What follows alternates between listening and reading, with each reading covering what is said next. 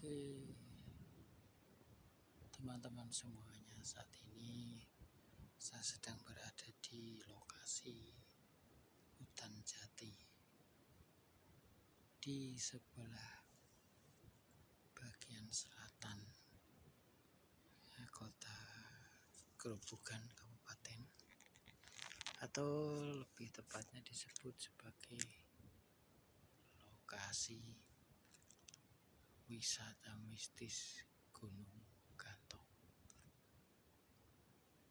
Terlihat di sekitar kita hanya ada tanaman pohon jati saja.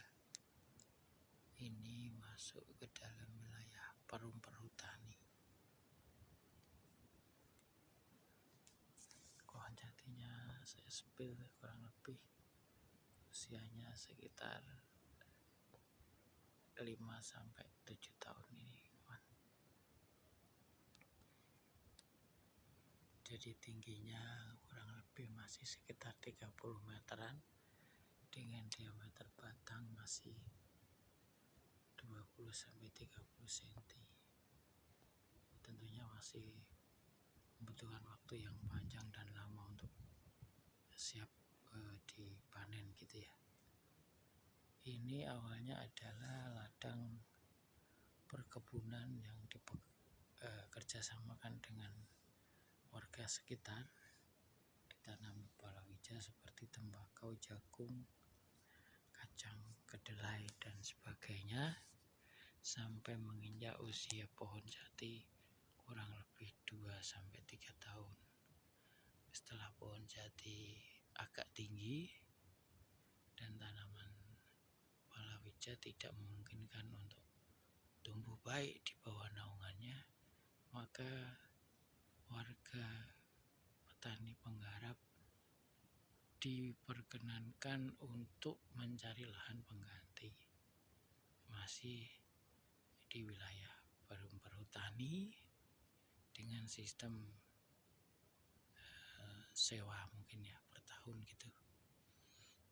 Jadi sementara biar pohon jati tumbuh lebih maksimal, maka ladang petani dipindahkan ke tempat yang baru mulai ditanam pohon jati lagi begitu.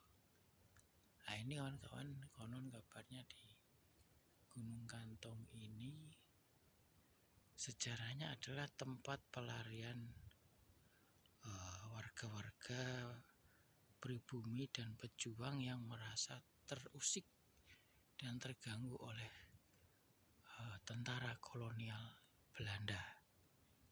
Jadi mereka berlari ke hutan yang tentunya pada zaman itu lebih lebat dengan vegetasi yang lebih beragam ya, tidak hanya pohon jati, tentunya masih alami ya. Jadi pohon-pohon besar kayak beringin, trembesi, mahoni, randu, alas dan sebagainya. Begitu cerita sesepuh. Konon mereka sampai beranak pinak membentuk sebuah perkampungan yang tersembunyi di gunung ini, yang tentunya pada zaman itu masih sangat sulit diakses dengan tiadanya akses jalan darat ataupun jalan yang lain, sehingga mereka merasa aman gitu dari gangguan tentara kolonial pemerintah Hindia Belanda pada waktu itu. Konon masyarakat yang hidup di Gunung Gantong membentuk satu peradaban yang sangat maju, dibuktikan dengan banyak sekali penemuan emas di zaman sekarang oleh para pemburu emas, yang sayangnya walaupun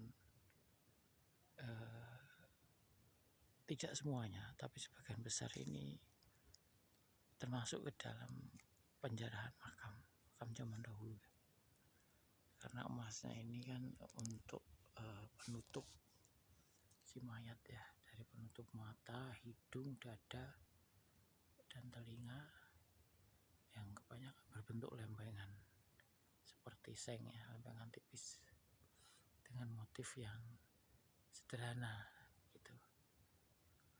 Walaupun ada juga yang menemukan di bawah permukaan tanah dengan memakai metal detektor, namun itu hanya sebagian kecil karena kebanyakan yang ditemukan adalah di dalam makam kuno tersebut. Seperti contohnya yang di ujung sana ini kawan, ada lokasi ujung dari hutan jati ini adalah ladang jagung yang baru ditanam kurang lebih 2 minggu.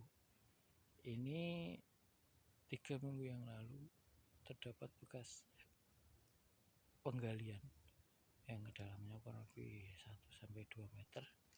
Ada 13 lubang bekas penggalian yang konon kata pemilik lahan adalah kerjaan dari para pencari emas yang menemukan 13 tengkorak bersama tentunya perhiasan-perhiasan emas di dalamnya yang kemudian diambil.